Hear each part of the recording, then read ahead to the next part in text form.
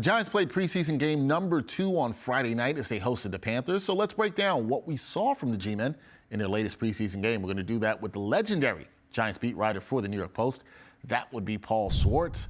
Paul joins me now. Paul, how you doing? I'm doing well.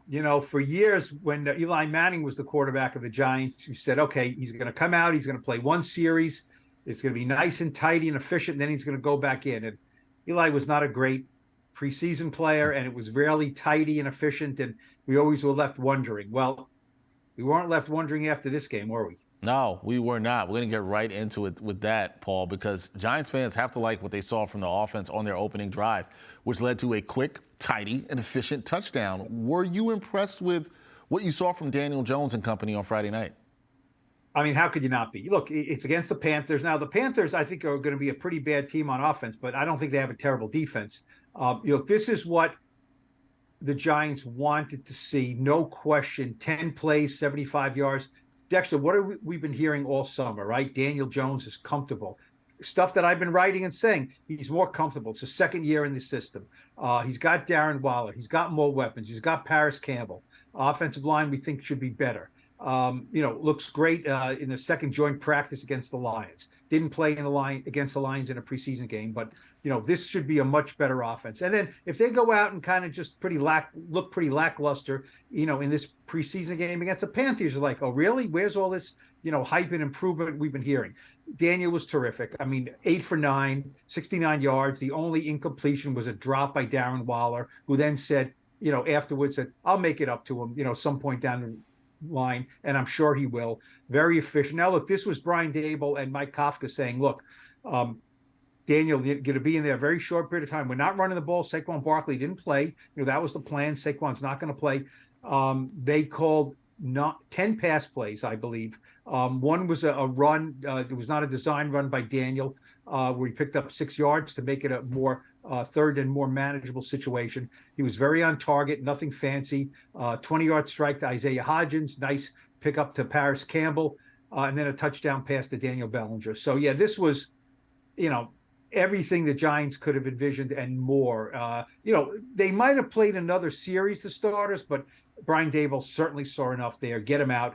And, there was nothing to complain about with that first series with the starters and Daniel Jones. Nothing to complain about at all there. And we're talking about Daniel Jones, and he did hook up with tight end Darren Waller 3 times on Friday. The Giants QB, as you mentioned, he should be more comfortable in year 2 under Brian Daboll. But how much should Waller change the complexion of the Big Blue offense in 2023?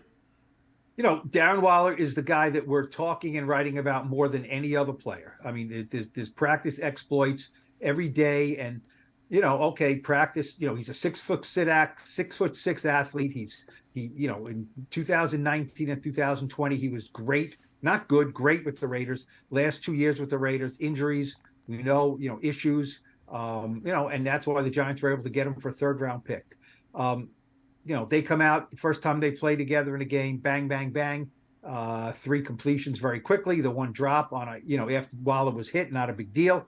And just his presence out there, Dexter on the touchdown to Daniel Bellinger, both Darren Waller and Daniel Bellinger lined up on the left side and ran routes to that side of the field. And when Waller cut inside, 2 defenders who were influenced by him and cut inside, left Daniel Bellinger wide open kind of in the left flat there. Daniel Jones sees him, easy 4-yard touchdown. So, you don't have to throw it to Darren Waller for him to be a threat. He will influence defenders just by being out there. My colleague Steve Serby wrote in the Post after the game that Waller will be the best and most dangerous weapon Daniel Jones has ever had. And I thought, well, I don't know about that. And then I thought about it, and it's like, yeah, I mean, I don't, if Darren Waller is right, I don't think is any question he will be. And, the best way to become a great player is to have great players around you. So, look, got a long way to go here. But so far, what we've seen from Darren Waller, what he does, what he says, how he acts, how his teammates think about him, it's all A++ with him. Yeah, A+ for the Giants fans. Long way to go, but Giants fans are definitely going to like that Jones to Waller connection, and hopefully they see more of that in the end zone. And Paul, lastly, We saw some good things from the backups with Tyrod Taylor engineering 2 second-quarter touchdown drives. 2 rookies, they found the end zone in that quarter. What did you think of the play of Jalin Hyatt and Eric Gray against Carolina? You know, it's always an indoctrination for a rookie, right? So Jalin Hyatt comes in. He's looked great in practice. His first preseason game last week in Detroit, his one catch goes for -4 yards. Okay, no big deal, not anything to write home about. And then his first catch on a little shovel pass against the Panthers, -3 yards. And then the next time on the same drive, Daniel Jones, was it Daniel? It was Tyrod Taylor throws him the ball on the next series, drop. Just a blatant drop off his fingertips by Hyatt. So, okay, the rookie is kind of scuffling here. So this is the beauty of the preseason. You just say, let's call the play again. Let's just call another play to Hyatt. We don't have to worry about the game so much. Mike Kafka says, we'll just go right back to it. Brian Dable says, great, let's see what the rookie can do. And Hyatt runs down the field. We know he's got great speed. He lines up in the slot, and he does an in-cut like he's faking a post route, cuts outside, completely loses the safety. Tyrod Taylor gets hit on the pass, nevertheless throws a 33-yard pass right into Hyatt's hands, touchdown. So, very good. Is Hyatt going to be a great player right away? I don't think so, but if he has that vertical speed, that stuff goes on tape. He runs fast and straight, and you have to account for him because if he's open, they'll throw it to him. If he's not open, then somebody else could be open because of the attention he's going to get. So, is he going to be a third-round steal? He might be. He's a very promising rookie. As far as Eric Gray, the Giants are looking at him as the kick returner and the punt returner, and so far so good. He's fielded the ball well, made a nice decision. Kickoff drops right inside the 5-yard line. A lot of times the rookie gets all jittery. Well, I better get on the ball. He waited. The ball rolled out of bounds. No problem there. Good move, good decision. 9-yard touchdown run. It was blocked well. Daniel Bellinger and the rookie, John Michael Schmitz, both had good blocks for about 5 yards. It was a nice 5-yard run. The last 4 yards, Eric Gray had to get some of it himself. And, Brian Dable said it on Saturday after the game.